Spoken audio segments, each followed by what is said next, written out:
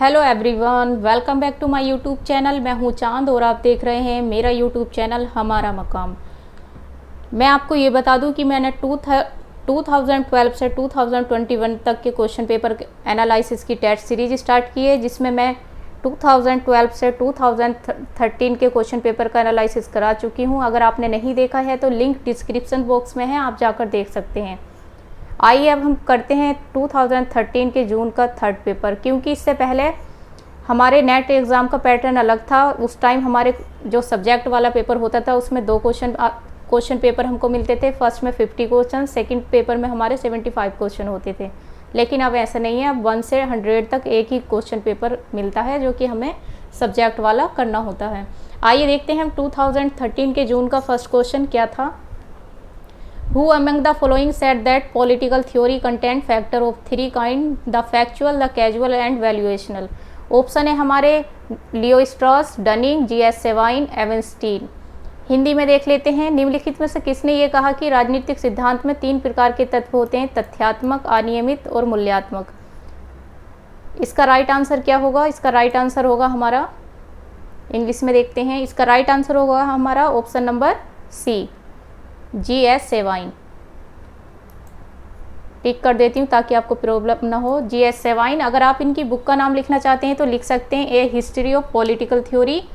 और अगर मैं लियो स्ट्रॉस की बात करूँ तो इन्होंने मैकियावेली पर थॉट्स दिए हैं। इनकी बुक का नाम था थॉट्स ऑन मैकियावेली, जो कि 1958 की है। आइए देखते हैं हम नेक्स्ट क्वेश्चन। नेक्स्ट है हमारा, who among the following said that political theory is in the dog house in the 1950? Hindi में देखते हैं। 1950 के दशक में निम्नलिखित में से ये किसने कहा कि राजनीतिक सिद्धांत डॉग हाउस में चला गया है? Easton, Laslett, R A. Dahl, Rimer. तो इसका जो राइट आंसर होगा, इसका राइट आंसर होगा हमारा, इसका राइट आंसर है हमारा सेकंड क्वेश्चन का, राइमर, कि राजनीतिक सिद्धांत डॉग हाउस में चला गया है, ये बोला था राइमर ने। अगर मैं ईस्टन की बात करूँ तो ये डेक्लाइन पॉलिटिकल थ्योरी से रिलेटेड हैं। और लॉस्लेट की बात अगर मैं करूं तो लॉस्लेट ने पॉलिटिकल थ्योरी इज डेड बोला है, यानी कि पॉलिटिकल थ्योरी मर चुकी है। ये किसने बोला है? लॉस्लेट ने। और डहल की बात करूं तो इन्होंने हु गवर्न्स और पॉलिटिकल थ्योरी दिया है, हु गवर्न्स और पोलियार्की दिया है, पॉलिटिकल थ्योरी ने नहीं, पोलियार्की, याद रखिएगा। क्वेश्चन नंबर 3 है हमारा, who among the following said we can not said your values in the way we remove our codes? इसका हिंदी देखते हैं। इसका पहले ऑप्शन देखते हैं, Peter Laslett, David Easton, Isaiah Berlin, Robert Dahl. तो इसका राइट आंसर क्या होगा? इसका राइट आंसर होगा option number B, David Easton. आइए देखते हैं question number 4, who among the following is associated with the resurgence of political theory? Resurgence की बात की है, डेक्लाइन की नहीं, याद रखिएगा। इसके ऑप्शन है डेविड ईस्टन, अल्फ्रेड कोवन, वोगेलिन, लॉस्लेट। तो इसका जो राइट आंसर होगा वो होगा हमारा option number C, sorry option number A, David Easton. उसके बाद हम देखते हैं क्वेश्चन नंबर 5,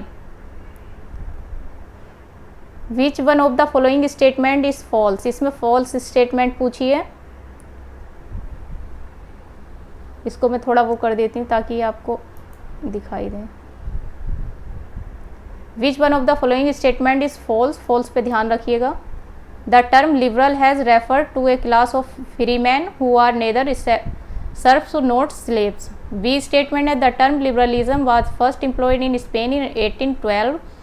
सी है, classical liberalism and modern liberalism have differences. D है, the moral minus of the anti marketers are the moral minus of the pro marketers. Question number 5, इसका जो right answer होगा, पहले हम हिंदी में देख लेते हैं। उदार पद स्वाधीन व्यक्तियों के उस वर्ग को संदर्भित करता है जो ना तो कृषिदास हैं और ना ही दास हैं। उदार पद का प्रथम प्रयोग स्पेन में 1812 में किया गया। शास्त्रीय उदारवाद तथा आधुनिक उदारवाद में भिन्नताएं हैं। बाजार विरोधियों की नैतिक कमियां बाजार समर्थकों की नैतिक कमियां हैं। तो इसका जो राइट आंसर होगा वो होगा हमारा ऑप्शन नंबर बी, क्योंकि ये उदारवाद पद का सर्वप्रथम प्रयोग जो स्पेन में नहीं इंग्लैंड में किया गया, और ये 1812 में नहीं, कब किया गया? 1815 में, 1815 में, याद रखिएगा। आइए देखते हैं हम क्वेश्चन नंबर 16 नहीं 6। क्वेश्चन नंबर 6 है हमारा, whose ideas are sometimes referred as Manchester liberalism. Manchester liberalism क्या है? ये इसका आइडिया किसने दिया? Adam Smith and David Ricardo, Richard Cobden and John Bright, John Locke and J S Mill, Berlin and Macpherson. Hindi में देख लीजिए, किसके विचारों को कभी कभी मैनचेस्टर उदारवाद के रूप में संदर्भित किया जाता है।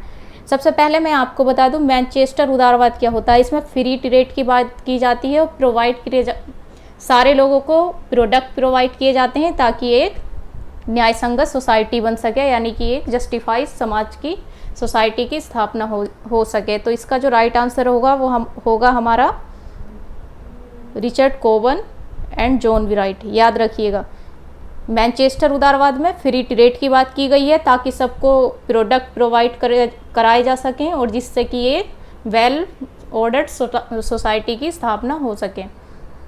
आइए देखते हैं क्वेश्चन नंबर 7।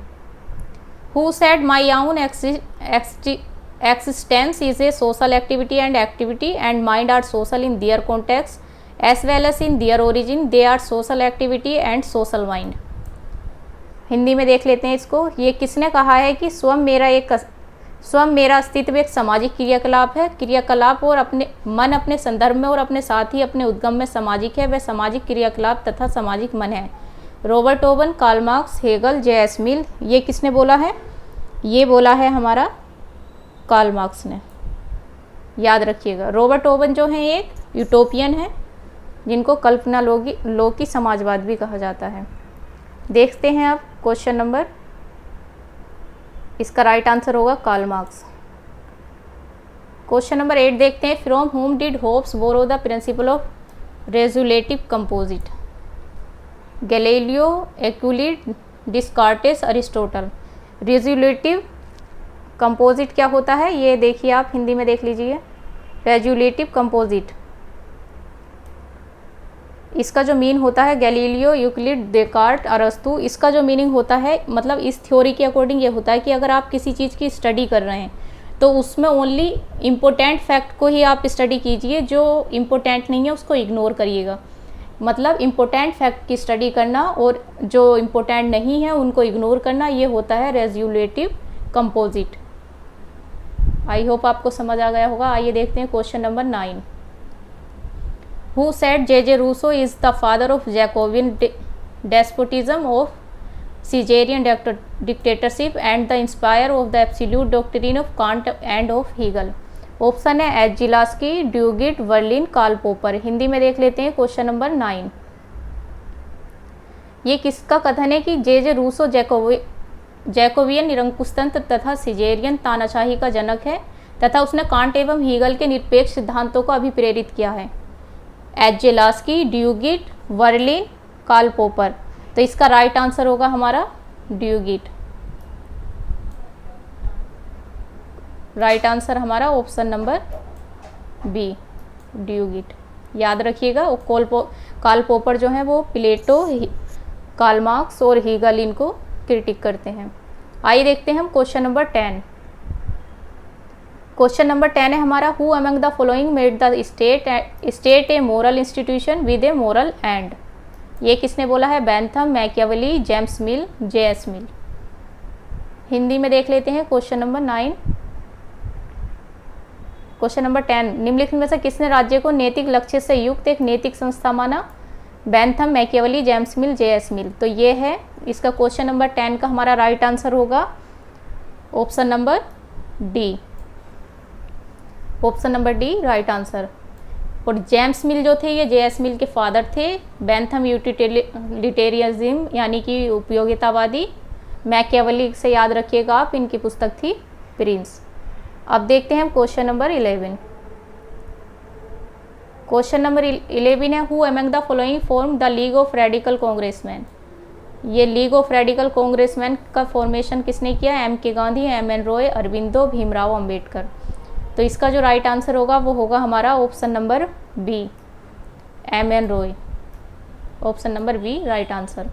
याद रखिएगा ये रेडिकल डेमोक्रेटिक पार्टी 1940 की है, इसको रेडिकल डेमोक्रेटिक पार्टी से रिलेटेड है। आइए देखते हैं हम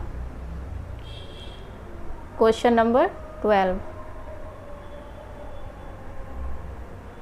क्वेश्चन नंबर 12 है हमारा, which one among the following is not written by Aurobindo. Aurobindo ने इसमें से कौन सा है जो अरविंदो ने रिटर्न नहीं किया है? Life divine, essay on the Gita, yoga, concept and practice, the ideal of human unity.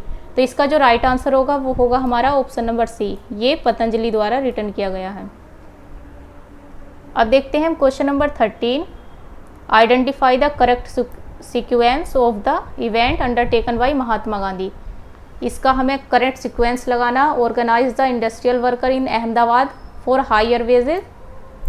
Second है हमारा protest against the indigo planters of Champaran. Third है हमारा satyagraha movement in Kheda against the collection of land revenue.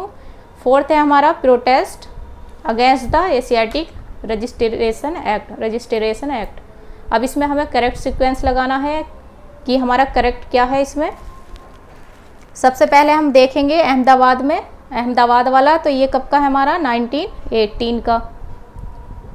और चंपारण सबको पता होगा 1917, खेड़ा सत्याग्रह 1918, और जो ये एशियाटिक रजिस्ट्रेशन एक्ट है ये है हमारा साउथ अफ्रीका से रिलेटेड, ये सबसे पहले का है हमारा 1907 का। तो इस तरीके से याद रखिएगा, ये एशियाटिक रजिस्ट्रेशन एक्ट जो हमारा सबसे पहले का है ये सबसे पहले आएगा।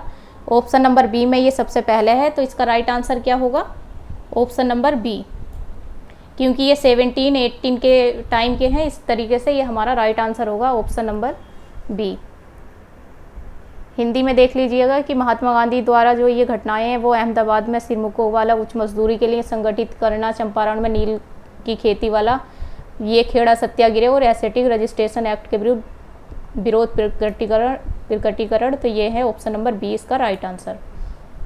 अब देखते हैं हम क्वेश्चन नंबर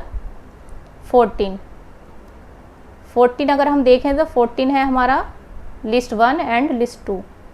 लिस्ट 1 में ऑथर्स दिए गए हैं, लिस्ट 2 में हमारी बुक्स दी गई हैं। RJ. Bernstein, M Sandel, M Walzer, Will Kymlicka. सबसे पहला है स्फेयर ऑफ जस्टिस, उसके बाद है restructuring of social and political theory, contemporary political philosophy, liberalism and the limit of justice.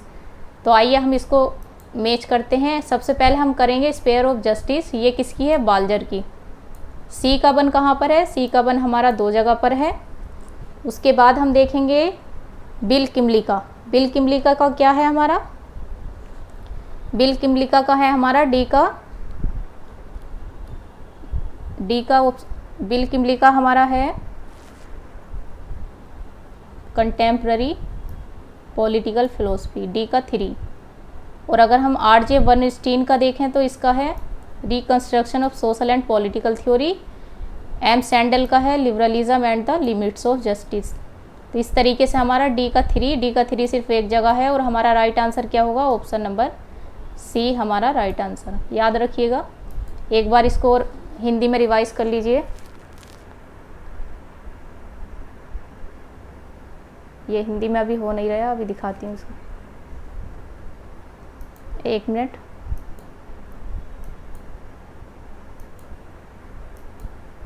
ये हैं लेखक और पुस्तक, इसको हमने मैच किया था अभी।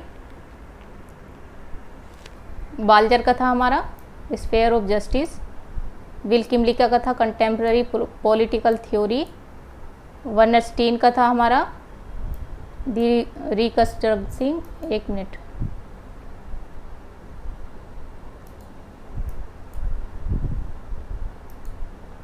बर्नस्टीन का the restructuring of social and political theory, M Sandel का liberalism and the limits of justice. इस तरीके से हमारा राइट आंसर क्या हुआ था? इसका राइट आंसर था हमारा ऑप्शन नंबर सी। याद रखिएगा। आइए देखते हैं हम क्वेश्चन नंबर 15 है हमारा assertion and reason. For Daniel Bell there is the end of ideology. End of ideology का कंसेप्ट आपने पढ़ा होगा। रीज़न है this is to validate a single ideology and to discredit ever other ideology. इसका हम देखते हैं हिंदी। डैनियल वेल के लिए विचारधारा का अंत हो चुका है। ये किसी एक विचारधारा को अधिमान्य करने तथा हर अन्य विचारधारा को बदनाम करने के लिए है। तो इसका राइट आंसर होगा हमारा ऑप्शन नंबर सी। क्योंकि देखने में ये गलत लग रहा है, हमारा रीज़न जो है हमारा रोंग है, इस तरीके से ये होगा ऑप्शन नंबर सी हमारा right answer. A R true but R is false. Question number 15 का हमारा राइट आंसर क्या होगा? Option number C. अब देखते हैं हम question number 16। Instruction as a concept is way of analyzing the relationship between structure and actors was suggested by Talcott Parsons, Anthony Giddens, Robert Nisbet, Michael Foucault। ये किसका सुझाव है कि एक संकल्पना के रूप में स्ट्रक्चरेशन, स्ट्रक्चर्स तथा एक्टर्स के बीच संबंध का विश्लेषण करने का तरीका है? Talcott Parsons, Anthony Giddens, Robert Nisbet, Michel Foucault. तो इसका जो राइट आंसर होगा हमारा 16 का वो है टॉलकॉट पार्सन्स। याद रखिएगा इसके जो कीवर्ड हैं वो क्या हैं? स्ट्रक्चर, एक्टर, ये आप इनके कीवर्ड से याद रख सकते हैं, टॉलकॉट पार्सन्स। क्वेश्चन नंबर 17 में लिस्ट 1 है और लिस्ट 2 है। थ्योरीज दी गई हैं पॉलिटिकल पार्टीज़ की और प्रोपाउंडर्स दिए गए हैं। Development theory, spatial theory, realignment theory, permission theory. अब इसको हम देख लेते हैं हिंदी में भी। क्वेश्चन नंबर 17 राजनीतिक पक्षों के सिद्धांत हैं, उसके प्रवर्तक हैं। इसका जो राइट आंसर होगा हमारा, आइए पहले हम इसको मैच करते हैं, इसका मैचिंग करते हैं। सबसे पहले आएगा हमारा विकास सिद्धांत किसका है? जोसेफ ला पालोम्बरा का। इंग्लिश में करते हैं, इंग्लिश में थोड़ा इजी होता।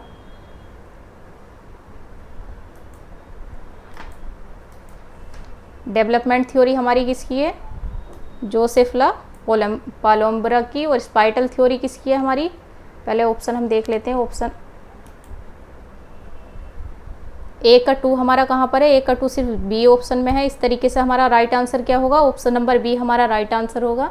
17 का ऑप्शन नंबर बी। लेकिन हमें सारे मैच करने होंगे। जैसे स्पाइटल थ्योरी का क्या है? सार्टोरी। रीअलाइनमेंट थ्योरी किसकी है? वनहेम एंड सैंडक्विस्ट की। प्रीमेशन थ्योरी किसकी है? मॉरिस डुबर्जर की। इस तरीके से हमारा राइट आंसर क्या होगा? Option number B right answer. याद रखिएगा क्वेश्चन नंबर 17 का option number B right answer. आइए देखते हैं हम नेक्स्ट क्वेश्चन। नेक्स्ट है हमारा, इसका मैं टिक कर देती हूँ, option number B right answer. अब देखते हैं हम question number 18। According to Almond which one is not a condition of political development? Political development, एक मिनट। आलमंड के अनुसार निम्नलिखित में से कौन राजनीतिक विकास के लिए एक शर्त नहीं है? संसाधनों की उपलब्धता, चुनौतियों से पर्याप्त अनुक्रिया, विकास की अवस्थाओं पर परस्पर व्यापी होना, अन्य सामाजिक अवस्थाओं का समानुरूप विकास। तो 18 का हमारा क्या होगा? 18 का हमारा राइट आंसर होगा विकास की अवस्थाओं पर परस्पर व्यापी होना। राइट आंसर क्या होगा? ये उनकी शर्त, राजनीतिक विकास के लिए शर्त नहीं थी। तो option number C right answer. आइए देखते हैं हम क्वेश्चन नंबर, इसका होगा overlapping for stages of development. Option number C right answer. आइए देखते हैं क्वेश्चन नंबर 18। 18 से corporatism is an approach that is centrally concerned about structure of the public sector, function of the political system, class conflict is interest based।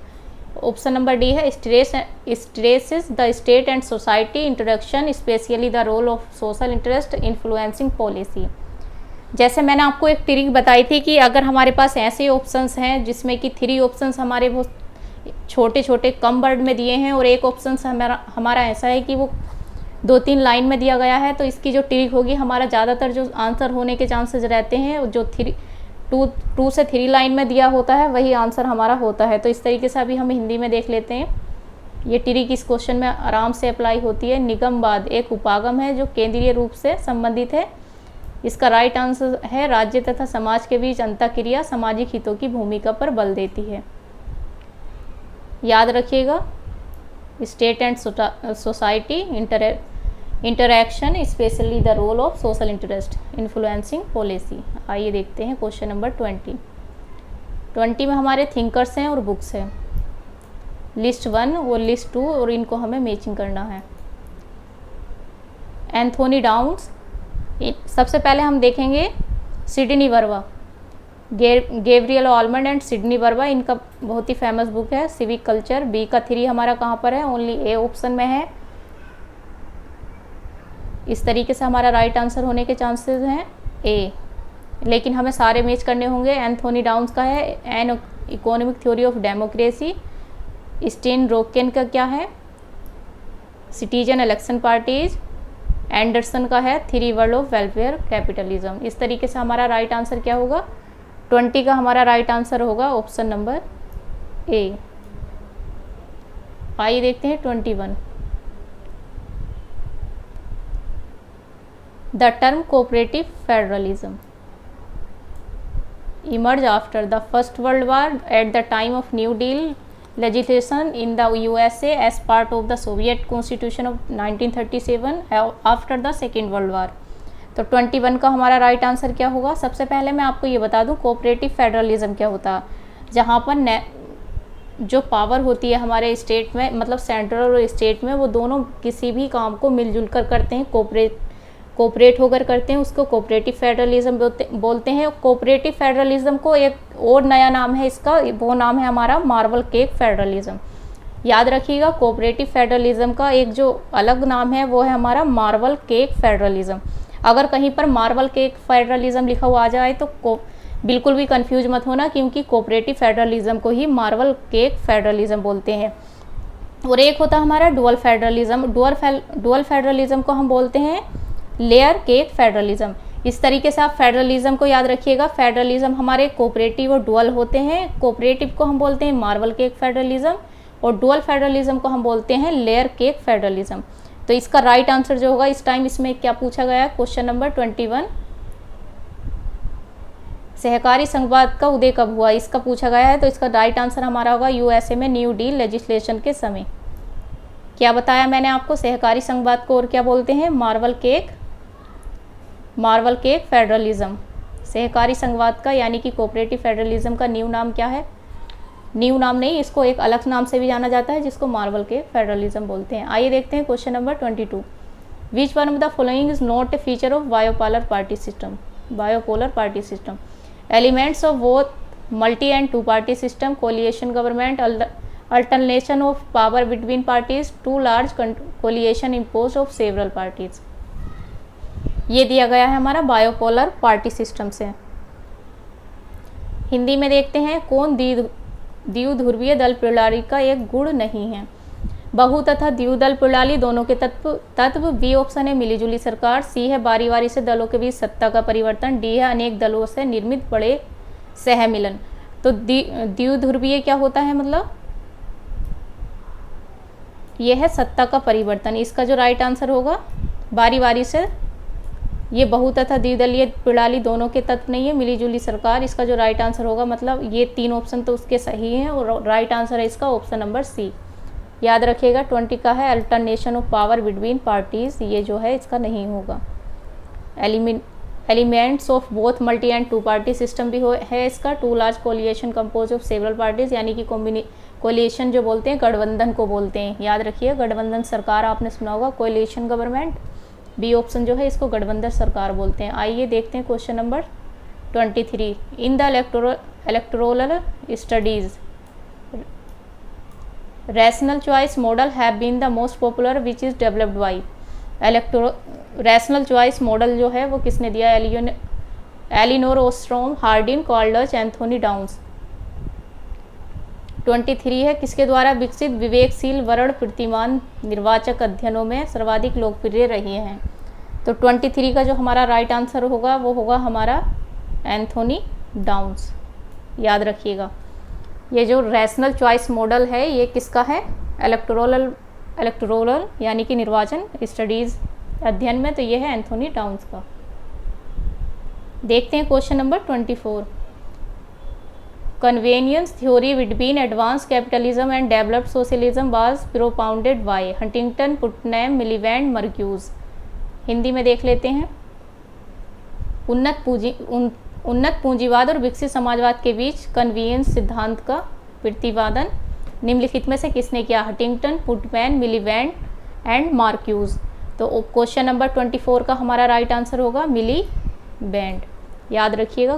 Question number 24 का right answer हमारा option number C, Miliband. देखते हैं question number 25। Who among the following elite theory said a man is effective in society as a whole, not so much because of these individual qualities, because of the social energies which have been deposit in him by the masses. Option number A, Pareto, Gasset, Michels और Mosca. यह है अभिजात सिद्धांतवादी ने ये कहा है। किस अभिजात सिद्धांतवादी यानी कि एलाइड थिंकर ने ये कहा है, अपने व्यक्तिगत गुणों के कारण कोई व्यक्ति समाज में उतना प्रभावी नहीं होता जितना वह जनसमूह द्वारा उसमें सामाजिक ऊर्जाएं भर दिए जाने के कारण होता। इनका कहने का मतलब है कि कोई भी व्यक्ति अकेले इतना प्रभावी नहीं होता। लाइक आप लीडर को देख लीजिए, किसी नेता को, अगर उसको थोड़ी बहुत कुछ भी लोग उसके साथ होते हैं, लाइक 10-20 लोग अगर किसी लीडर के साथ हैं तो उसकी ऊर्जा अलग ही दिखाई देती है। उसी से रिलेटेड है, क्योंकि वो अकेला इतना प्रभावी नहीं होता। तो ये कौन से अभिजात सिद्धांतवादी ने बोला है, एलाइड थ्योरी के Pareto, Gasset, Michels, Mosca. Question number 25 का राइट आंसर होगा मिसेल्स, याद रखिएगा। देखते हैं 26, क्वेश्चन नंबर 26, यह है मिचेल्स। देखिए वो मासेस द्वारा जो होता है वो ज़्यादा एनर्जी आ जाती है उसके अंदर। What is the correct chronological sequence of Edward Shils. Edward Shils का ये कैटेगरी पूछी है पॉलिटिकल सिस्टम की, political, tutelary, modernising, totalitarian, traditional. तो इसका जो राइट आंसर होगा मैं आपको ऐसे ही बता देती हूँ, ऑप्शन नंबर ए 1 2 3 4 5, ये चारों जो है सिक्वेंस से लगी हुई हैं, एडवर्ड सील्स ने बताई हैं पॉलिटिकल सिस्टम की। आप याद रखिएगा, यहाँ सीक्वेंस में पूछ लिए, कहीं पर ये पूछ लिया जाएगा कि ये किसने दी हैं, तो इस तरीके से आप याद रखिएगा। फर्स्ट है पॉलिटिकल, ट्यूटेलरी, मॉडर्नाइजेशन, टोटेलियन, ट्रेडिशनल, PTMTT, याद रखिएगा। अब देखते हैं हम क्वेश्चन नंबर 27, ये इसका जो राइट आंसर है।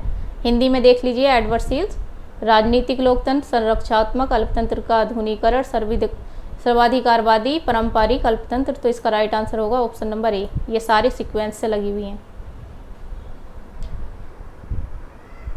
आइए देखते हैं नेक्स्ट है हमारा 27, Samir Amin. Assertion and reason दिए गए हैं। Samir Amin argue the Marx foresaw that no colonial power would be able to continue for long the local development of capitalism. This was because of a dearth of knowledge of non-European societies. dearth of knowledge. अब इसका देखते हैं हम हिंदी में। समीर अमीन ने ये तर्क दिया है कि मार्क्स से पहले ही पूर्वानुमान कर लिया था कि कोई भी औपनिवेशिक शक्ति पूंजीवाद का स्थानीय विकास लंबे समय तक करने में सक्षम नहीं होगी। ऐसा गैर यूरोपीय समाज के बारे में जानकारी की कमी के कारण था। जो गैर यूरोपीय समाज था उसकी कमी के कारण था। तो इसका राइट आंसर हमारा होगा ए आर, दोनों सही हैं और ए का सही स्पष्टीकरण है, याद रखिएगा। इसका मैं आंसर टिक कर देती हूँ, both A R true but R is correct explanation. अब हम देखते हैं कि which of the following statement about US president are true. US president से रिलेटेड है कि इसमें सही क्या है। The US president can seek reelection only once. He can be impeached for treason, bribery and other crimes.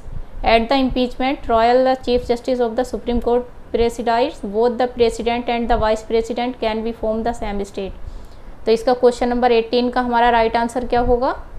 इससे पहले मैं आपको हिंदी दिखा देती हूँ। क्वेश्चन नंबर 18, अमेरिकी राष्ट्रपति के बारे में निम्नलिखित में से कौन सा कथन सही है? अमेरिकी राष्ट्रपति केवल एक बार पुनः निर्वाचित किया जा सकता है। देशद्रोह, घूसखोरी तथा अन्य अपराधों के लिए उस पर महाभियोग लगाया जा सकता है। महाभियोग प्रस्ताव की सुनवाई की अध्यक्षता उच्चतम न्यायालय के मुख्य न्यायाधीश द्वारा की जाती है। राष्ट्रपति तथा उपराष्ट्रपति दोनों ही एक राज्य से हो सकते हैं। पहले तो आप ये ध्यान दीजिएगा कि हमें पूछा है कि क्या सही है, तो फर्स्ट तो हमारा सही है क्योंकि अमेरिका में सिर्फ 2 बार राष्ट्रपति बन सकते हैं। देशद्रोह, घूसखोरी, ये भी महाभियोग भी ठीक है हमारा। और महाभियोग जब फर्स्ट और सेकंड ठीक है तो हमारा फर्स्ट सेकंड इसमें भी है और इसमें भी है। अब हम देखते हैं थर्ड और फोर्थ में। थर्ड भी हमारा ठीक है क्योंकि जब महाभियोग लगेगा तो इसकी सुनवाई सुप्रीम कोर्ट के न्यायाधीश द्वारा ही की जाएगी। तो इस तरीके से इसका राइट आंसर क्या होगा? 1, 2, 3। और ये जो फोर्थ है हमारा, राष्ट्रपति तथा उपराष्ट्रपति दोनों एक राज्य से हो सकते हैं, ये सही नहीं है। इस तरीके से हमारा 28 का जो राइट आंसर होगा 1, 2, 3। याद रखिएगा, अमेरिका में राष्ट्रपति सिर्फ एक बार री इलेक्शन कर सकते हैं, यानी कि 2 बार बन सकते हैं। एक बार तो फर्स्ट टाइम और सेकंड टाइम। दूसरा, उस पर इम्पीचमेंट भी यूज़ किया जा सकता है। और तीसरा, उस इम्पीचमेंट का ट्रायल कौन करेगा? Chief justice of the supreme court. आइए देखते हैं नेक्स्ट क्वेश्चन। नेक्स्ट है हमारा, politics of sex is no longer on the fringe of politics but it is a central concern for policy and law makers. Which category will this issue of place under? ये कौन सी कैटेगरी के under आती है? Political development, political modernisation, political culture, political elite. 29 का हिंदी देख लेते हैं। 29 का हिंदी है हमारा, लिंग की राजनीति अब राजनीति के सीमांत से संलग्न नहीं रह गई है।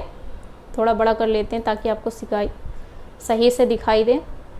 लेकिन नीति और कानून के निर्माताओं के लिए केंद्रीय सरोकार का विषय है। इस मुद्दे को किस श्रेणी में के अंतर्गत रखा जाएगा? 29 का, राजनीतिक विकास, राजनीतिक आधुनिकीकरण, राजनीतिक संस्कृति, राजनीतिक अभिजात वर्ग। तो ये जो होगा हमारा आधुनिकीकरण से रिलेटेड है, पॉलिटिकल मॉडर्नाइजेशन। याद रखेगा 29 का जो हमारा राइट आंसर होगा वो होगा हमारा पॉलिटिकल मॉडर्नाइजेशन। याद रखिएगा, ये क्या हो गई है? It is a central concern for policy and law makers. Question number 30, who hold the view the bureaucracy as an organization cannot correct its the behavior while learning from its errors? M. Crozier, H. G. Lasky, F. M. Marx, max weber. Hindi में देख लीजिए, ये किसका दृष्टिकोण है कि एक संगठन के रूप में नौकरशाही अपने व्यवहार को अपनी त्रुटियों से सीख लेकर सही नहीं कर सकती। M Crozier, H J Laski, F M Marx, Max Weber. तो इसका याद रखिएगा, इसका राइट आंसर होगा हमारा 30 का क्वेश्चन ऑप्शन नंबर ए। इंग्लिश में दिखा देते हैं। देखिए, ब्यूरोक्रेसी देखकर कंफ्यूज मत होइएगा कि इसमें एफ एम मार्क्स या मैक्स वेबर हो सकते हैं। ये बोला है कि मतलब अपनी गलतियों से नहीं सीख सकता, वो ये बोला है एम क्रोजियन ने, option number A.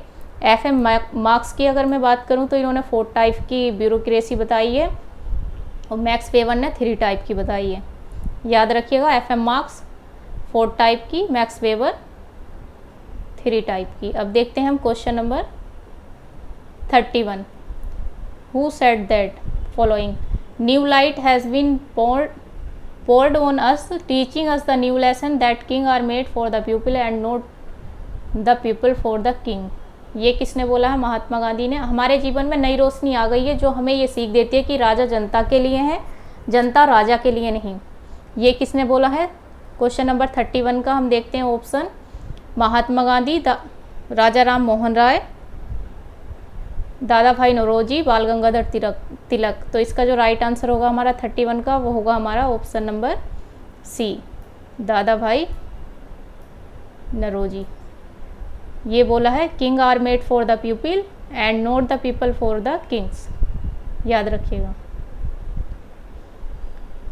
Question number 32 है, who among the following had favoured panchayati raj system by giving the following statement the Indian constitution assembly. ये स्टेटमेंट दी गया है, इसको पढ़ते हैं। In the interest of democracy the villages may be trained in the art of self government. We must be able to reform the village and introduce democratic principle of government there. Hindi में देखते हैं इसको। भारतीय संविधान सभा में नीचे दिए गए कथन के द्वारा पंचायती राज प्रणाली का समर्थन निम्नलिखित में से किसने किया? इन्होंने ये बोला है, लोकतंत्र के हित में गांवों को स्वशासन की कला में प्रशिक्षित किया जा सकता है। हमें गांवों में सुधार लाने की क्षमता विकसित करनी होगी और वहां के लोगों को शासन के लोकतांत्रिक सिद्धांतों से परिचित कराना होगा। तो इसका जो राइट आंसर होगा, पहले हम ऑप्शन देखते हैं, Anantha Sayanam Ayyangar, B R Ambedkar, B N Rau और डी ऑप्शन है हमारा जवाहरलाल नेहरू। तो 32 का हमारा राइट आंसर होगा option number A, Anantha Sayanam Ayyangar. Option number A right answer. याद रखिएगा, जिन्होंने ये बोला है कि हमें ट्रेंड करने होंगे आर्ट ऑफ सेल्फ गवर्नमेंट को, तो ये बोला है Anantha Sayanam Ayyangar. Introduce democratic principle of government दिया, याद रखिएगा। Which of the following is not within the jurisdiction of the state high court? ये पूछा है, स्टेट हाई कोर्ट का नहीं है, ज्यूरिडिक्शन के मामले में कौन सा नहीं आता है। It can hear appeal from lower court, ये मतलब लोअर कोर्ट की अपील को कर सकती है। It can issue writ for restoring fundamental right, it can decide the river water dispute between the two state, it exercise superintendence and control over court below it. तो इसका right answer क्या होगा हमारा 33 का? हिंदी में एक बार आपको दिखा देती हूँ। उच्च न्यायालय के क्षेत्र अधिकार में क्या नहीं आता? ये नोट पूछा है, याद रख, ध्यान से देखिएगा। ये निचले न्यायालयों से जुड़ी अपीलों की सुनवाई कर सकता है, ये मौलिक अधिकारों के पुनः स्थापन के लिए रिट जारी कर सकता है, ये दो राज्यों के बीच नदी जल विवाद के बारे में निर्णय दे सकता है, ये अपने से नीचे स्थित न्यायालयों का अधीक्षण और नियंत्रण कर सकता है। अब हम देखते हैं ऑप्शन नंबर देखिए, ये it can hear appeal from lower court, ये भी ठीक है, ये अपील कर मतलब लोअर कोर्ट का वो सुन सकता है। सेकंड है it can issue writ for restoring fundamental rights, ये भी ठीक है। It can decide the river water dispute, तो ये जो होगा हमारा रॉन्ग होगा, क्योंकि river water dispute between two state, तो ये हमारे किसके अंडर में आते हैं? ये आता है हमारा सुप्रीम कोर्ट के अंडर में। और इसका आर्टिकल क्या है? इसका आर्टिकल याद रखिएगा, आर्टिकल 262 यानी कि 262 में ये दिया गया है कि दो या दो से अधिक राज्यों के बीच जब जल विवाद होगा तो उसका निपटारा, दो या दो से अधिक राज्यों के बीच जल विवाद जो दिया गया है वो 262 दिया गया है।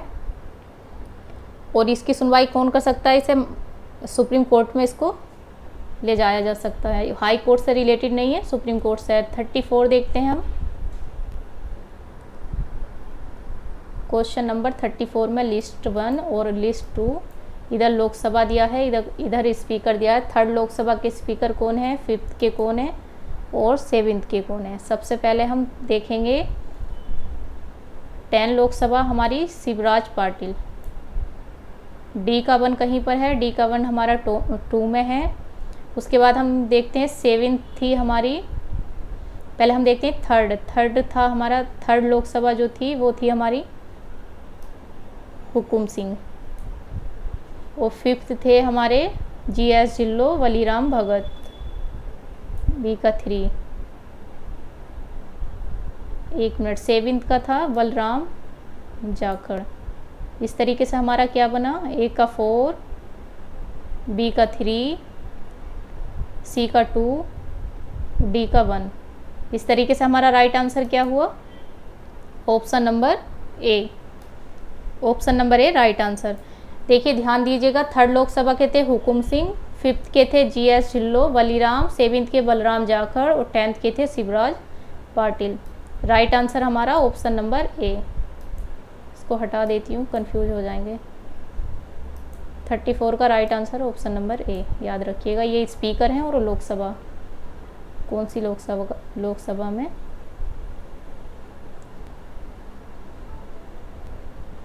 अब देखते हैं हम क्वेश्चन नंबर 35।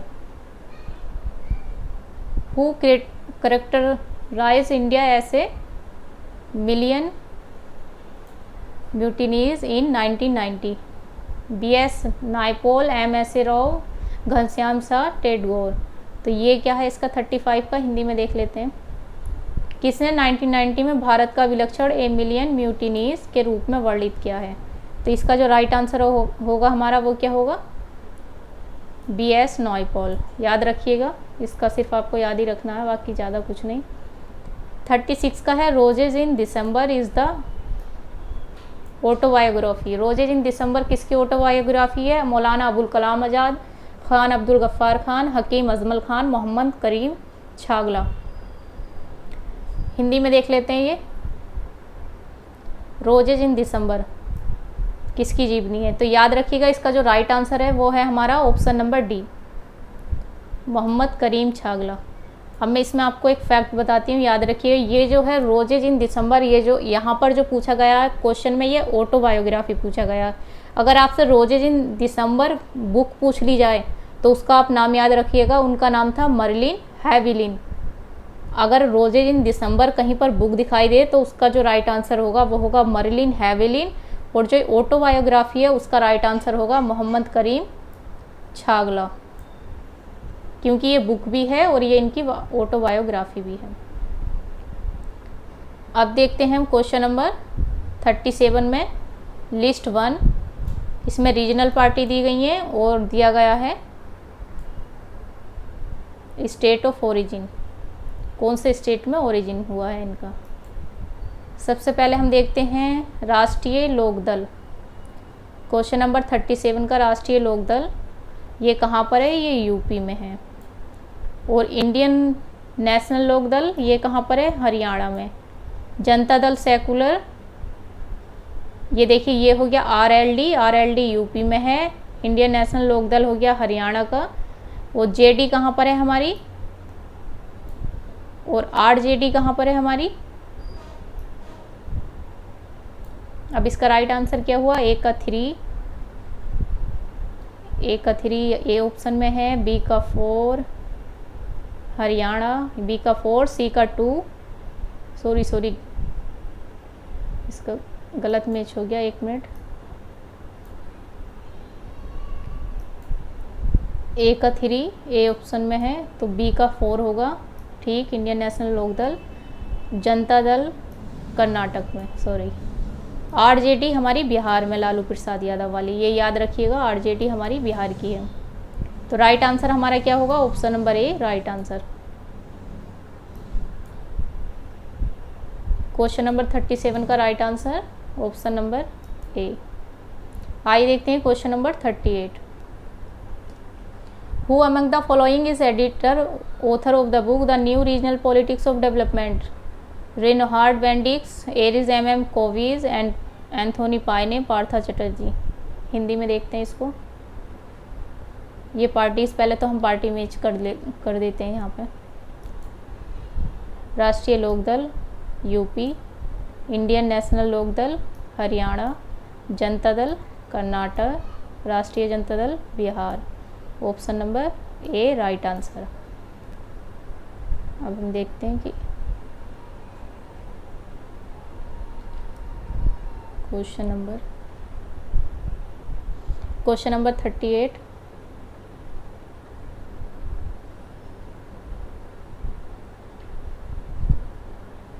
निम्नलिखित में से कौन the new regional politics of development पुस्तक का लेखक है? The new regional politics of development पुस्तक का लेखक कौन है? राइटर कौन है 38 के? New regional politics of development पुस्तक के लेखक हैं एंथोनी पाइने, याद रखिएगा। Anthony Payne is the right answer. Anthony Chatterjee नहीं, पार्था चटर्जी नहीं है, Anthony Payne, option number C. Question number 38 का right answer option number C. अब देखते हैं question number 39। Who among the following has describe India as weak strong state? Weak भी है strong भी है, ये किसने बोला इंडिया को? Lloyd and Susanne Rudolph, Gunnar Myrdal, Rajni Kothari, KC Wheare. इसमें देखते हैं हम हिंदी में। भारत को निर्बल शक्तिशाली राज्य किसने बोला? Lloyd and Susanne Rudolph, Gunnar Myrdal, Rajni Kothari and KC Wheare, ये बोला है फ्रेंड्स। इसका जो राइट आंसर होगा 39 का वो होगा हमारा option number A. Option number A right answer.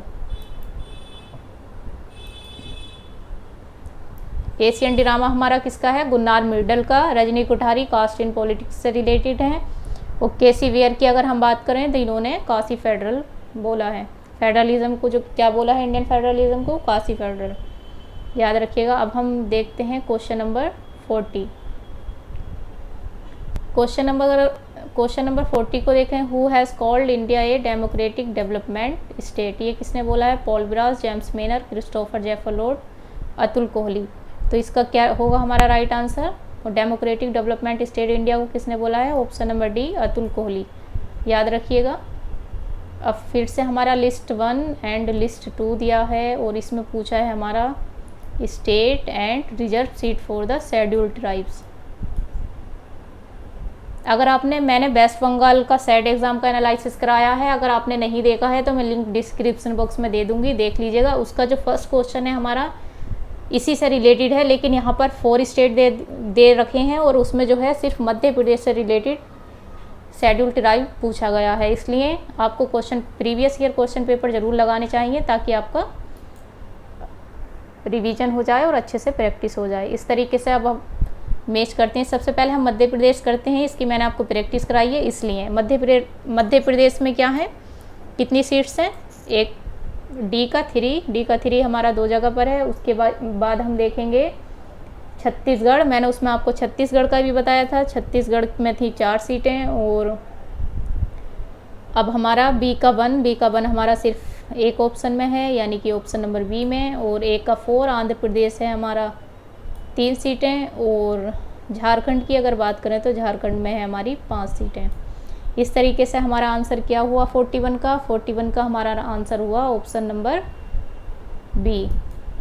देखिए मैंने वेस्ट बंगाल सेट एग्ज़ाम का एनालिसिस कराया है, मैं लिंक डिस्क्रिप्शन बॉक्स में दे दूंगी। और उसका फर्स्ट क्वेश्चन अगर आप जाकर देखेंगे तो वहाँ पर पूछा गया है कि ऐसा कौन सा स्टेट है जिसमें लार्जेस्ट सीट नंबर है शेड्यूल्ड ट्राइब्स के। लोकसभा सीट जो है रिजर्व शेड्यूल्ड ट्राइब की, वो जो लार्जेस्ट नंबर यानी कि सबसे ज़्यादा कौन सी सीट की है, स्टेट की हैं, तो वो मध्य प्रदेश की है। मध्य प्रदेश में टोटल 6 सीटें 6 हैं यानी कि। और झारखंड में है 5, छत्तीसगढ़ में है 4, आंध्र प्रदेश में है 3, याद रखिएगा।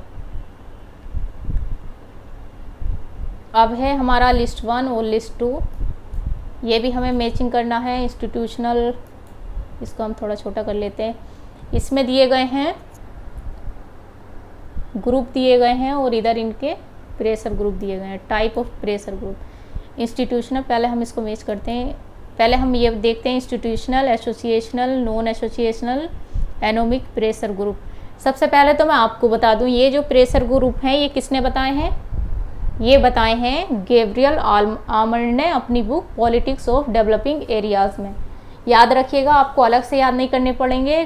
गैब्रियल आर्मंड ने अपनी book politics of developing areas, मैं फिर से बता रही हूँ, गैब्रियल आर्मंड ने अपनी बुक आर्मंड AMOND अपनी book politics of developing areas में ये 4 टाइप के ग्रुप बताए हैं, institutional, associational, non associational, anomic. और यहाँ पर कैसे क्वेश्चन दिया है कि इसके प्रेशर ग्रुप के टाइप दे दिए हैं और ये लिंक दे दिए हैं कि ये कौन से प्रेशर ग्रुप के अंदर क्या आएगा। सबसे पहले तो मैं आपको बता दूं, एनोमिक ग्रुप जो होते हैं ये दंगों से रिलेटेड होते हैं। हिंदी में दिखा देती हूँ, आपको ज़्यादा अच्छे से समझ आएगा हिंदी में।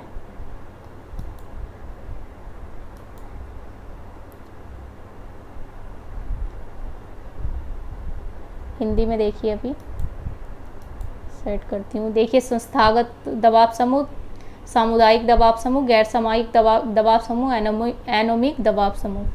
मैंने आपको क्या बताया कि ये दंगों से रिलेटेड होते हैं। तो दंगे हमारे कहाँ पर है? राजस्थान में गोपालगढ़ के सांप्रदायिक दंगे, तो इसमें क्या आएगा? डी का 4। इस तरीके से ही इंस्टीट्यूशनल का क्या आएगा? इंस्टीट्यूशन क्या होते हैं? जैसे भारतीय विश्वविद्यालय, ए का 1 और डी का 4। आइए इंग्लिश में देख लेते हैं हम। Institutional, association of Indian universities, institution क्या होती हैं? यूनिवर्सिटीज़। और दंगे क्या हैं? कम्युनल राइट्स इन राजस्थान। ए का 1 यहाँ पर है और डी का 4 यहाँ पर है, लेकिन हमारा आंसर नहीं निकलेगा ऐसे। अब हम देखते हैं एसोसिएशनल प्रेशर ग्रुप। तो इसका एसोसिएशनल का क्या होगा? All India schedule caste federation.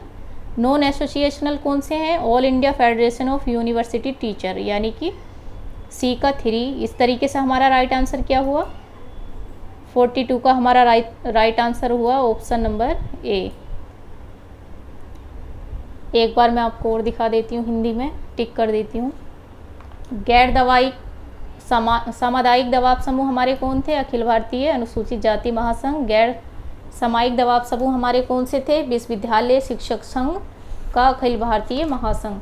इस तरीके से हमारा राइट आंसर क्या होगा? Option number 2, sorry option number A. Option number A ही है ना? हाँ, ऑप्शन नंबर ए, क्योंकि इसमें कंफ्यूज करने के लिए दिया है दोनों जगह 1 1, और अच्छे से याद रखिएगा इसको। अब देखते हैं हम question number 43। Who has term India as an example of polycentric nationalism? ये टर्म किसने दिया है? Partha Chatterjee, Anthony D Smith, Will Kymlicka, Benedict Anderson. आइए देखते हैं हिंदी में। निम्नलिखित में से किसने भारत को बहुकेंद्रिक राष्ट्रवाद के उदाहरण के रूप में प्रस्तुत किया है? Partha Chatterjee, Anthony D Smith, Will Kymlicka, Benedict Anderson. तो इसका जो राइट आंसर होगा वो होगा बहुकेंद्रिक राष्ट्रवाद। ये याद रखिएगा, इसका राइट आंसर होगा 43 का option number B, Anthony D Smith.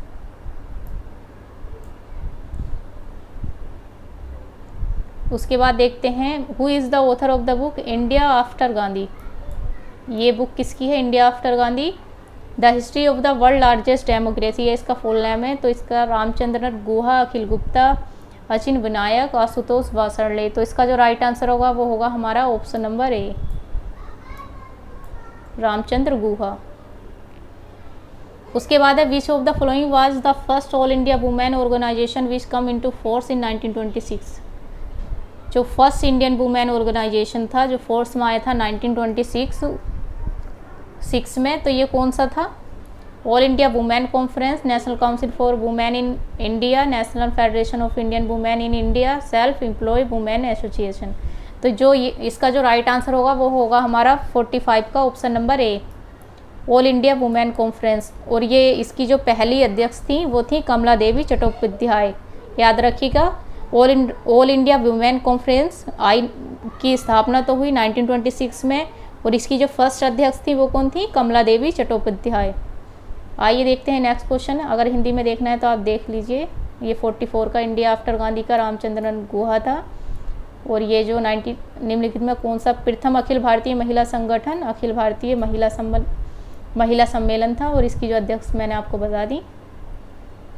अब देखते हैं, अब जो हमारा स्टार्ट हो गया public administration. Which one of the following Gulick has no covered under administration function of the chief executive? इसमें पूछा गया है कि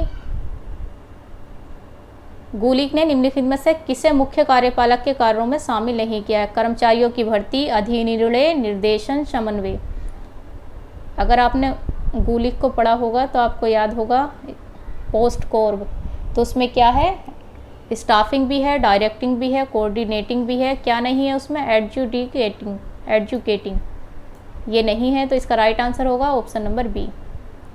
which of the following principle figure in the list of 14 principle? Henri Fayol ने जो 14 principal दिए हैं उसमें क्या नहीं है? Subordination of individual interest to general interest. Option number statement B है appointment on the basis of a contract. Option number statement 3 है esprit de corps. Option number 4 है इक्विटी। तो इसमें क्या क्या नहीं है आइए देखते हैं। सबसे पहले subordination of individual interest general interest, ये तो होगा। और appointment on the basis of a contract, मतलब अपॉइंटमेंट कॉन्ट्रैक्ट के बेस पर, ये नहीं होगा। 2 को एलिमिनेट कीजिए, ऑप्शन नंबर ए में नहीं है, ऑप्शन नंबर 2 में नहीं है, ऑप्शन मतलब ए में भी है, सी में भी है और डी में भी है। इस तरीके से हमारा 47 का राइट आंसर होगा। स्पिरिट डी कोर्प्स भी होगा और इक्विटी भी होगा, याद रखिएगा ऑप्शन नंबर बी। आप ये याद रखिएगा कि 14 प्रिंसिपल किसने दिए? हेनरी फ्योल ने। वुडरो विल्सन ने भी 14 प्रिंसिपल दिए हैं, लेकिन दोनों के अलग अलग हैं, आप जाकर उसको पढ़ सकते हैं। हिंदी में मैं आपको दिखा देती हूँ। देखिए, हेनरी फ्योल द्वारा प्रतिपादित 14 सिद्धांतों की सूची में शामिल व्यक्ति हित का सामान्य हित के अधीन होना, संविदा के आधार पर नियुक्ति, समूह भावना, इक्विटी। तो ये नहीं होगा, इसको एलिमिनेट कीजिए और हमारा राइट आंसर होगा ऑप्शन नंबर बी। आइए देखते हैं नेक्स्ट क्वेश्चन। नेक्स्ट है हमारा 48। Under the code developed by worker at the Western Electric company, one who passes an favourable information about his colleague और to his superior is called. उसको क्या बोलते हैं? मतलब जो विकसित कोड के तहत जो मजदूर अपने वरिष्ठ अधिकारी के पास अपने साथियों के बारे में प्रतिकूल सूचनाएं पहुंचाता है, उसे कहते हैं मुखबिर, पजलर, रैटबस्टर, चिजलर। उसको क्या बोलते हैं? हु पासेज अनफेवरेबल, मतलब जो अनफेवरेबल है इंफॉर्मेशन, एक तरीके से उसको, मतलब ये भी, अगर इसका क्वेश्चन ऐसे भी आ सकता है कि स्केलर क्या है और स्टेटमेंट दे दिए जाएंगे आपको 4। इसको मैं सिंपल लैंग्वेज में बताती हूँ, जिसको बोलते हैं हम चुगलखोर। जैसे साथ में हम 8-10 लोग काम करते हैं, उसमें से जो एक होगा वो हमारे बॉस को हमारी सारी बातें पहुँचाएगा, तो उसको बोलेंगे हम, यहाँ पर बोला गया है मुखबिर, लेकिन हम आम बोलचाल की भाषा में क्या बोलेंगे उसको? चुगलखोर। कि अपने नंबर बढ़ाने के चक्कर में कि बॉस के साथ मेरा मतलब थोड़ा सही रिलेशन हो, इसलिए वो हम अपने साथियों की बातें पहुँचाता रहता है। आइए देखते हैं question number 49। According to Herbert Simon, a decision in usually compounded of one fact statement and one value statement, one value statement and several fact statement, several value statement and one fact statement, several value statement and several fact statement। आइए देखते हैं, पहले तो हम देखते हैं इसको हिंदी में। इसको हिंदी में देखते हैं, एक मिनट। क्वेश्चन नंबर 50 नहीं 49। क्वेश्चन नंबर 49 का अगर हम देखें तो 49 में हर्बर्ट साइमन के अनुसार कोई निर्णय निम्नलिखित में से किसका मिश्रण होता? एक तथ्य कथन, एक मूल्य कथन, एक मूल्य कथन, एक अनेक तथ्य कथन, अनेक मूल्य कथन और एक तथ्य कथन। तो इसका जो राइट आंसर होगा मैं आपको बता देती हूँ, इसमें अनेक मूल्य होंगे और अनेक ही तथ्य होंगे। अगर इंग्लिश में मैं आपको बताऊँ तो इसका है several value statement and several fact statement. One fact और वन वैल्यू नहीं होगा, one value and several fact नहीं होगा, several value and one fact नहीं होगा, सेवरल होंगे दोनों। अब देखते हैं 50 क्वेश्चन। 50 है, which one of the following principle of organisation has not been enunciated by Mooney and Reiley. Mooney and Reiley के बारे में पूछा है। Mooney and Reiley, Mooney and Reiley, equity principle, scalar principle, staff line principle, functional principle. Mooney and Reiley का जो है आप याद रखिएगा, मैं आपको बता देती हूँ, स्केलर प्रिंसिपल। 50 का जो हमारा आंसर होगा वो होगा हमारा 50 का नहीं, स्केलर नहीं, इसमें नोट पूछा है, सॉरी, स्केलर तो इनका है। अभी एक मिनट में इसको हटा देती हूँ, मैंने नोट नहीं देखा। आप लोग भी ऐसा हो जाता है कभी कभी कि हम नोट नहीं देख पाते, और देखो ये हो गया मेरे साथ। इसमें पूछा है हैज़ नोट बीन, तो ये क्या है? स्केलर भी इनका है, स्टाफ लाइन भी इनका है और फंक्शनल प्रिंसिपल भी इनका है। इक्विटी नहीं होगा। इक्विटी किसका होगा अभी मैं दिखाती हूँ, मैंने अभी आपको बताया है, बिल्कुल इक्विटी के बारे में मैंने बिल्कुल अभी आपको बताया है, क्वेश्चन पेपर में ही दिया गया है। देखिए अभी मैं दिखाती हूँ इक्विटी हमने कहाँ पर पढ़ा। देखिए 47 क्वेश्चन में हमने हेनरी फ्योल के 14 प्रिंसिपल पढ़े, जिसमें देखिए ये है फोर्थ ऑप्शन हमारा इक्विटी, याद रखिएगा। अब मैं आपको दिखाती हूँ 50 क्वेश्चन में, ये देखिए दोनों एक जगह। 47 में इक्विटी यहाँ पे लिखा है, हेनरी फ्योल का प्रिंसिपल है, और इधर पूछा है कि मूने एंड रिले का कौन सा नहीं है। तो अगर आपको यहाँ आपने आंसर किया होगा तो यहाँ आसानी से इसको एलिमिनेट करके और आप अपना आंसर निकाल सकते थे। इस तरीके से हमारा आंसर क्या होगा, मैं इसको हटा देती हूँ, हमारा आंसर होगा ऑप्शन नंबर ए। अब देखते हैं हम 51।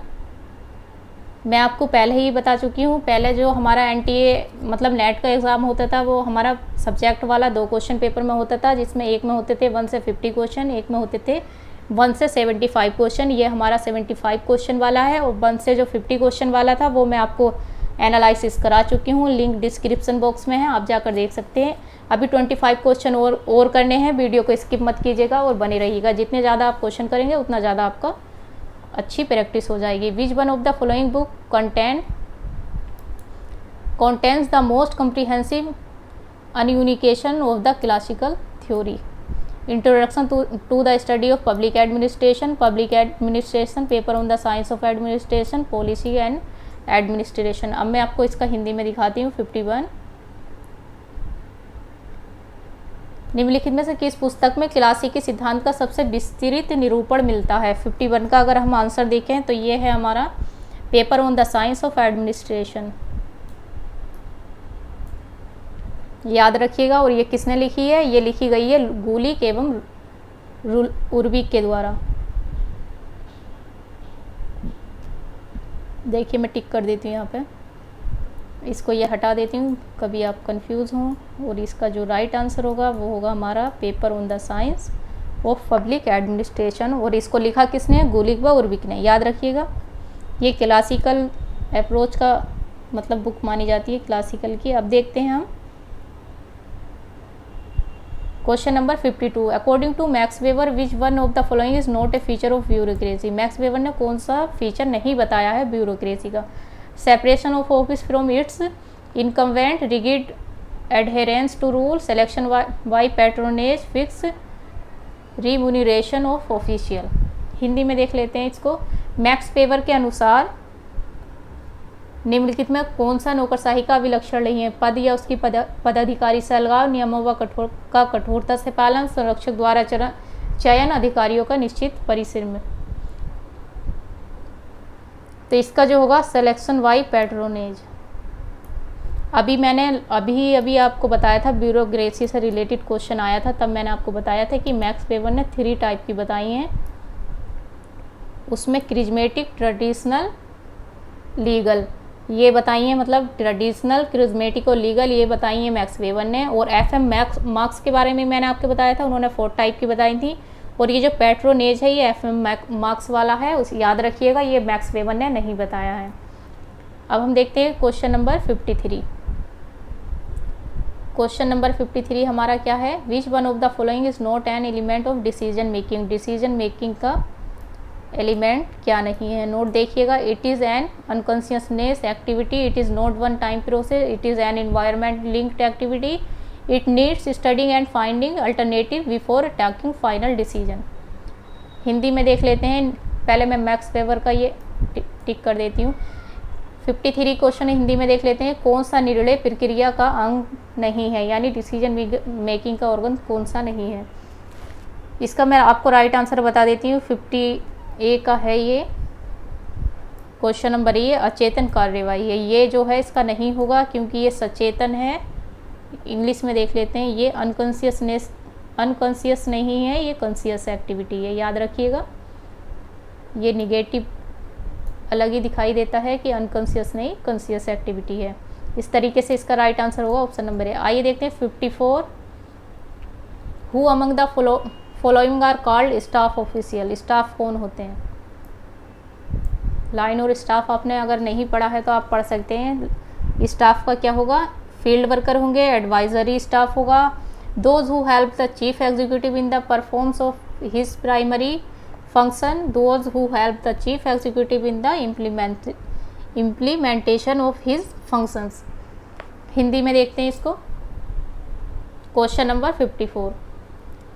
स्टाफ अधिकारी कहलाते हैं क्षेत्रकर्मी, सलाहकार स्टाफ, जो कर्मचारी अपने मुख्य कार्यपालक की उसके प्रमुख कामों को पूरा करने में मदद करते हैं, जो कर्मचारी अपने मुख्य कार्यपालक की उसके मुख्य कामों के कार्यान्वयन में उसको मदद करते हैं। तो इसका जो राइट आंसर होगा वो होगा हमारा option number B.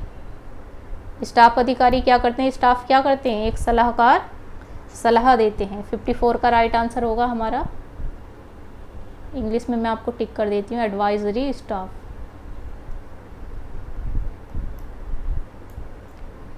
Line staff आप पढ़ सकते हैं। 55 का है which one of the following concept of administration is action oriented rather than structure oriented? Action oriented and structure oriented ये किससे रिलेटेड है? Democratic administration, autocratic administration, development administration, all of the above. तो 55 का हमारा right answer होगा development administration. Action oriented, structure oriented, ये क्या है? Development administration. Point out form the following the uncommon factor between public and private administration. Public and private administration में जो है अनकॉमन फैक्टर क्या है ये पूछा है। Accounting, filling, managerial technique, scope and complexity. तो 56 का हमारा आंसर क्या होगा? Scope and complexity. अब मैं इसको हिंदी में दिखा देती हूँ आपको। लोक प्रशासन और निजी प्रशासन में निम्नलिखित में कौन सा तत्व सर्वमान्य नहीं है? लेखाकरण, भराव, प्रबंधकीय तकनीक, विषय क्षेत्र और जटिलता। आइए देखते हैं हम क्वेश्चन नंबर 57।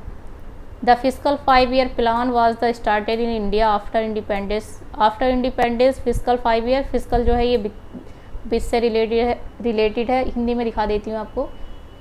स्वतंत्रता के बाद भारत में वित्तीय पंचवर्षीय योजना किस वर्ष के दौरान आरंभ हुई? तो इसका मैं आपको राइट आंसर बता देती हूँ। 57 का है हमारा ऑप्शन नंबर ए, 1950 से 1951 तक। 57 का right answer option number A. आइए देखते हैं नेक्स्ट है हमारा 52। The district collector is the most important functionary at the apex of the district administration after reason है हमारा after independence his role has become increasingly multi dimensional.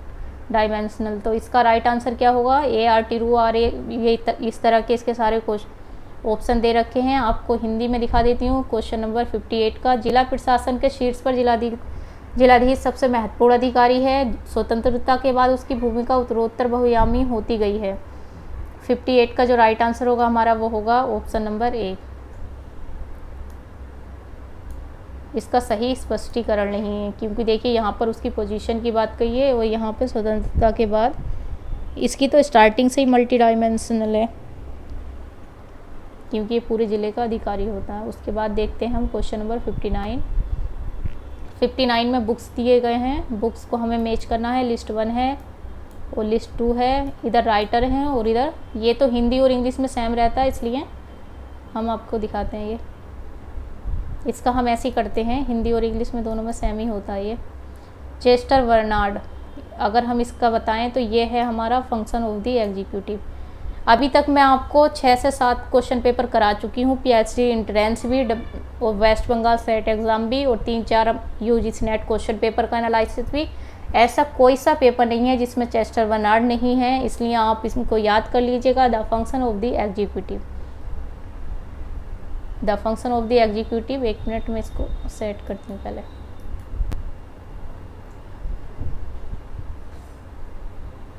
उसके बाद है हर्बर्ट साइमन। ये कौन है?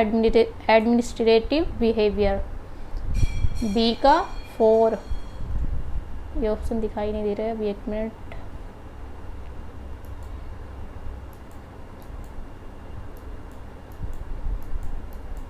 इंग्लिश में देखते हैं शायद हो जाए।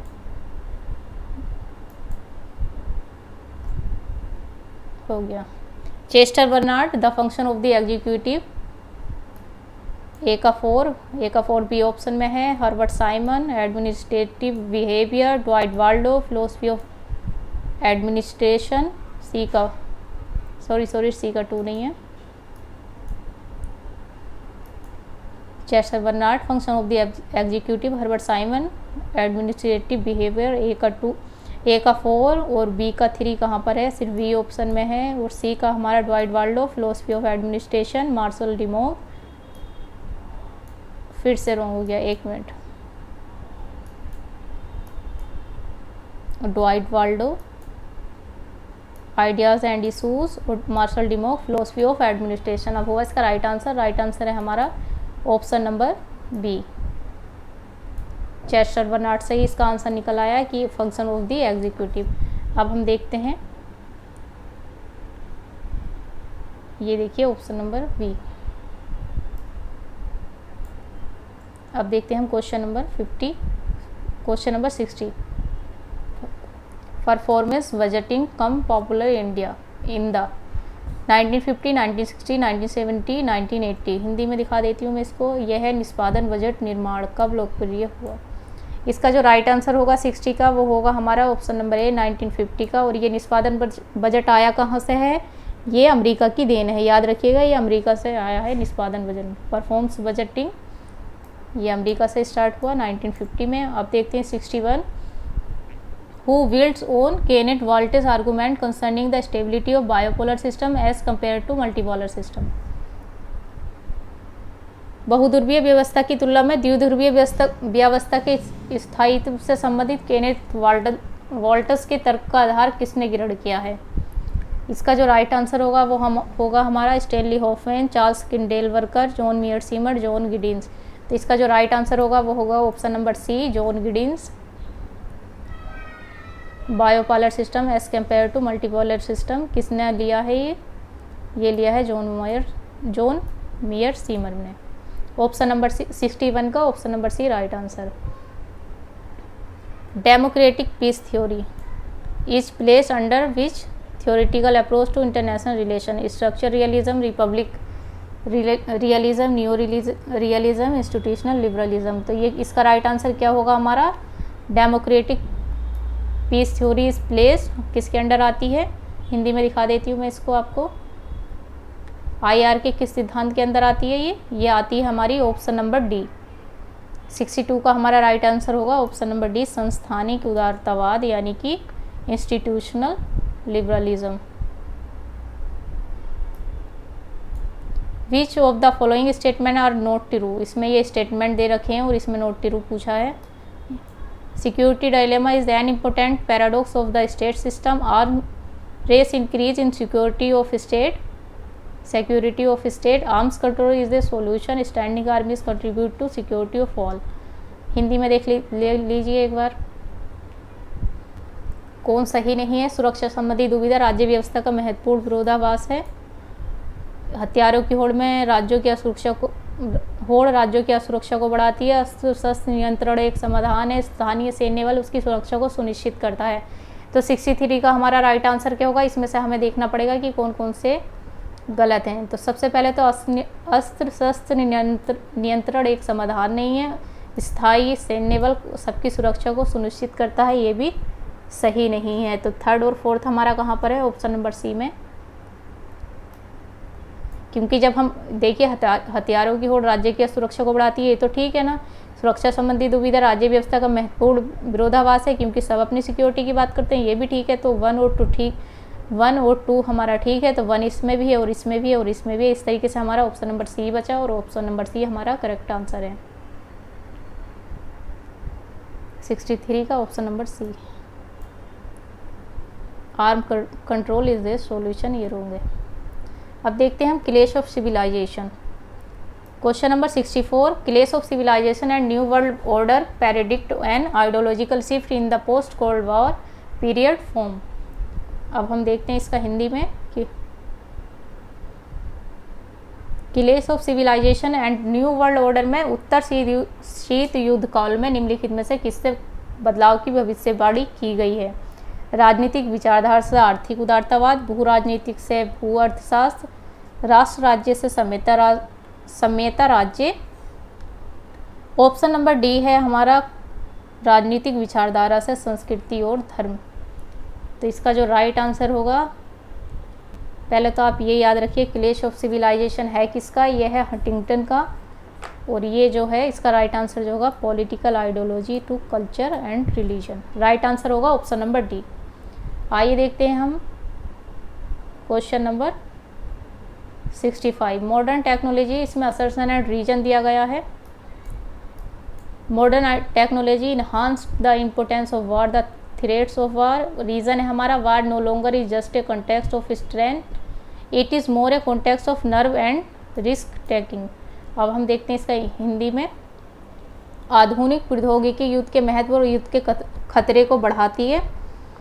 युद्ध अब ताकत मात्र की प्रतियोगिता नहीं रह गया है, ये धीरज धारणा करने और जोखिम लेने की प्रतियोगिता अधिक बन गया है। क्या आपको लगता है कि युद्ध ताकत मात्र की प्रतियोगिता नहीं है?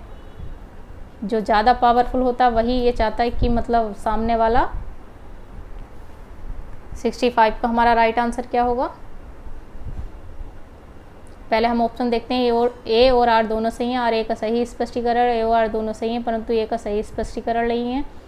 ए सही है परंतु आर गलत है। और तो इसका जो राइट आंसर होगा वो ये दोनों स्टेटमेंट सही हैं, लेकिन इसकी करेक्ट एक्सप्लेनेशन नहीं है। तो इसका राइट आंसर क्या होगा? Option number B.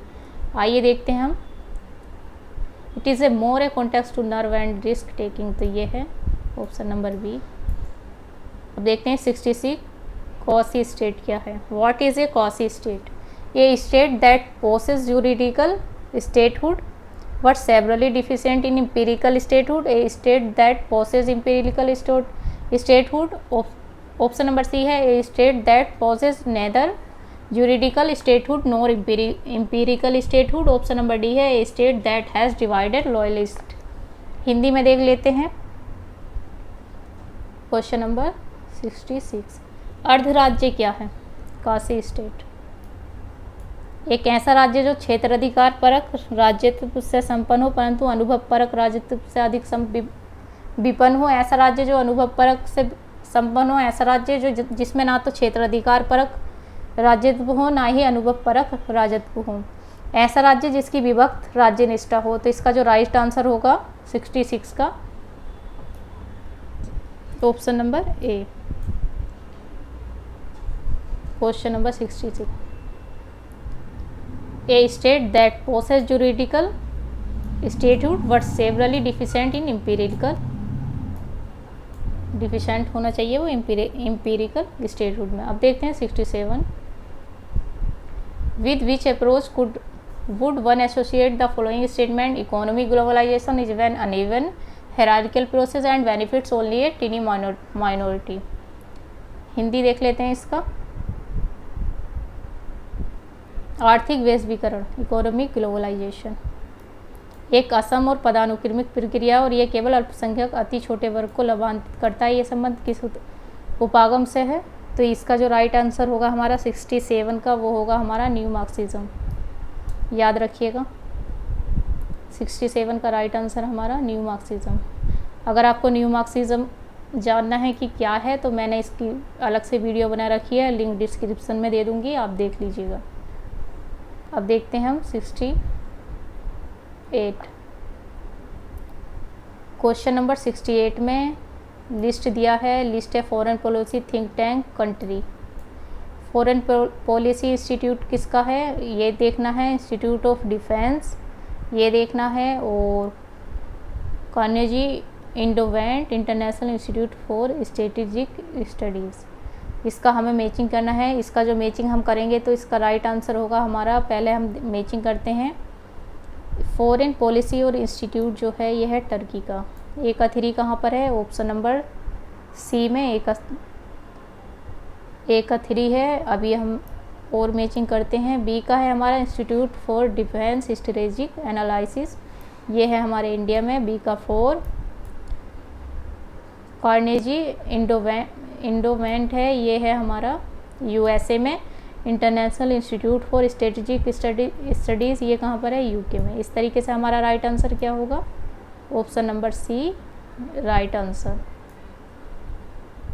Question number 68 का option number C right answer. अब देखते हैं हम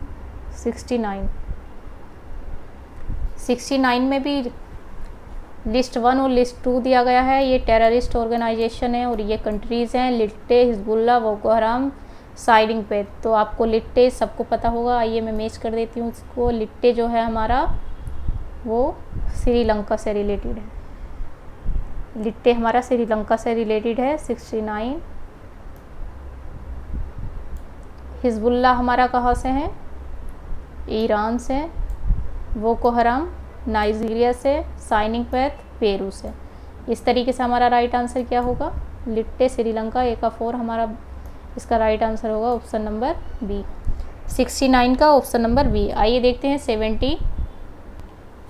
the panel on United Nation peace operation was set up by the earlier secretary general Kofi Annan, name the report.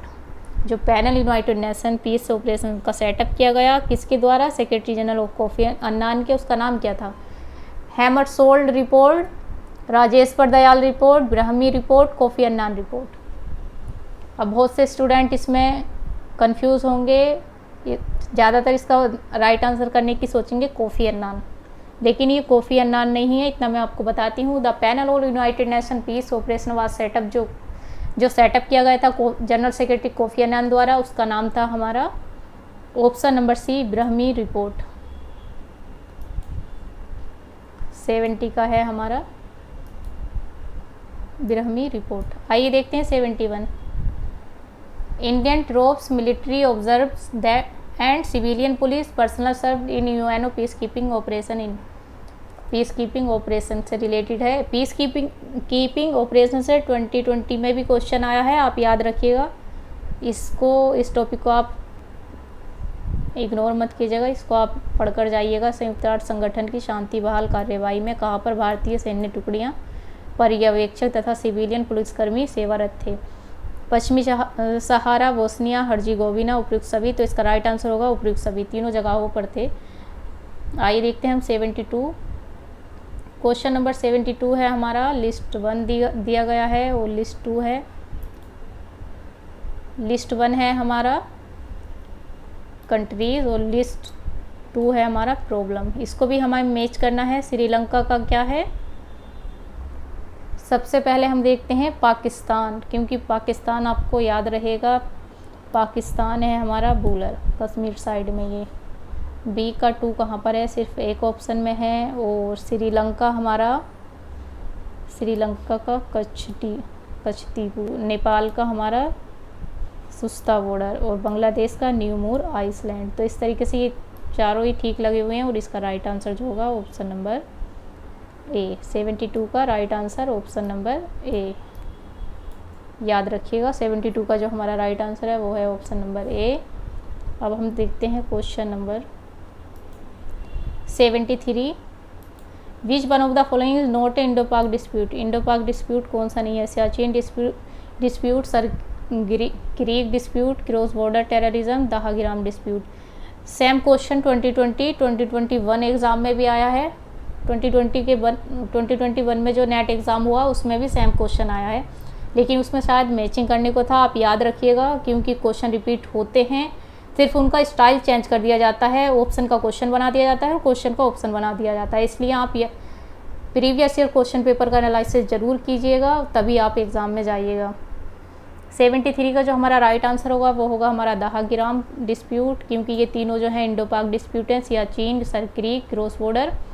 दहागिराम जो है हमारा वो इंडिया और बांग्लादेश के साथ है। क्वेश्चन नंबर 74 का है state 1 and state 2। List 1 list 2 state दिए गए हैं, माइनॉरिटीज़ दिया गया है, इसको हमें मैच करना है। सबसे पहले है म्यांमार। म्यांमार का हमारे कौन है, रोहिंग्या, याद है म्यांमार का रोहिंग्या। ए का 2 है हमारा सी ऑप्शन में, लेकिन हमें सारे मैच करने होंगे। म्यांमार का हो गया रोहिंग्या और मलेशिया का हमारा होगा तमिल्स। इंडोनेशिया में हमारे कौन है, हिंदूज़। लाओस में कौन है, वियतनामीज़। तो इस तरीके से हमारा इसका राइट आंसर क्या होगा 74 का। 74 का राइट आंसर होगा ऑप्शन नंबर सी। आइए देखते हैं क्वेश्चन नंबर 75। फाइनली हमारा 75 क्वेश्चन का एनालिसिस कंप्लीट होने वाला है। Recently there were tension between Cambodia and Thailand. Cambodia and Thailand के बीच क्या टेंशन है, issues in conflict, illegal migration, Preah Vihear, Emerald, Buddha, minorities. तो इसका राइट आंसर क्या होगा, पहले मैं आपको हिंदी दिखा देती हूँ। अभी हाल में मतलब उसी टाइम का है 2013 का, तो उस टाइम ये चल रहा होगा इशूज़ कंबोडिया और थाईलैंड का के बीच जो तनाव था वो क्या था। इसका राइट आंसर होगा हमारा ब्रज विहार। इस तरीके से ये हुआ आज का हमारा फाइनल 75 क्वेश्चन का एनालिसिस। आपको कैसा लगा प्लीज़ कमेंट सेक्शन में ज़रूर बताइएगा। वीडियो को लाइक कीजिएगा, सब्सक्राइब करना आपकी मर्ज़ी, आप कर भी सकते हैं और नहीं भी। Thanks for